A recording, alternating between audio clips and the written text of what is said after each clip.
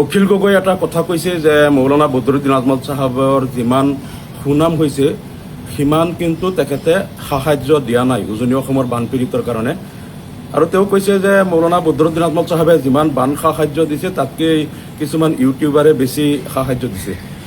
আমি এটা কথা বুজি পাইছোঁ যে হজৰত মৌলানা বদৰুদ্দিন আজমল চাহাবে এইবাৰ উজনি অসমৰ বানপানীত যেনেকৈ মন প্ৰাণ খুলি তেখেতে আন্তৰিকতাৰে যেনেকৈ দান বৰঙণি কৰিলে বা কেইবা কোটি টকা এতিয়ালৈকে উজনি অসমৰ বানপীড়িতৰ কাৰণে তেখেতে খাদ্য সামগ্ৰীৰ নামতেই হওক বা অন্যান্য নিত্য প্ৰয়োজনীয় ব্যৱহাৰ্য বস্তু বা 10 মিলিয়ন পানীৰ বটল দিয়াৰ দ্বাৰাই হওক বা মেডিকেল টিম লৈ পেলাই প্ৰায় 100জনীয়া টিম লৈ তেওঁলোকৰ মেডিকেল সাহায্যৰ নামতেই হওক এতিয়ালৈকে কেইবা কোটি টকা খৰচ কৰিছে। আৰু উজনি অসমৰ মানুহে যেনেকৈ মৌলানা বদৰুদ্দিন আজমল চাহাবৰ নাম গুণ গাইছে বা তেখেতক যেনেকৈ আন্তৰিকতাৰে তেখেতৰ প্ৰতি শ্ৰদ্ধা নিবেদন কৰিছে, এই কথাটো অখিল গগৈৰ সহ্য হোৱা নাই।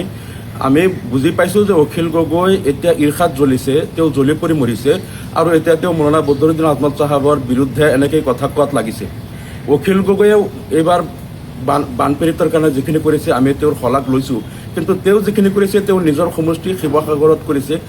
আৰু হয়তো মৌলানা বদৰুদ্দিন আজমল চাহাবে তেওঁৰ নিচিনা মানুহক দেখুৱাই পানীত খোজকাঢ়ি ফুৰা নাই বা কেতিয়াবা নিজৰ কেমেৰামেন এজন থিয় কৰাই লৈ মাটিতেই বাগৰি দি ফটো পষ্ট দিয়া নাই বা বানপীড়িতৰ ঘৰৰ সন্মুখত গৈ বুকুৰ পানীত নামি পেলাই ফটো পষ্ট দি পোষ্ট কৰা নাই। আৰু যিটো অখিল গগৈ খুব ধুনীয়াকৈ কৰিছে, এইটো এনেকুৱা একো নাটকবাজি মৌলানা বদৰুদ্দিন আজমল চাহাবে কৰা নাই।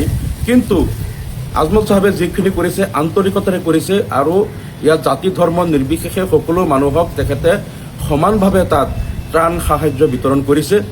আৰু মৌলানা বদৰুদ্দিন আজমল চাহাবে কেৱল শিৱসাগৰ সমষ্টিতেই নহয়, ইয়াত চৰাইদেউ, শিৱসাগৰ আৰু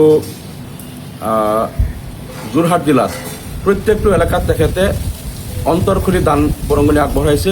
আৰু তেখেতৰ মই নিজেও কেইবাদিন তাত আছিলোঁ, তেখেতে যেনেকৈ তাত বান সাহায্য বিতৰণ কৰিছে কোনো এলেকা বাদ পৰি যোৱা নাই।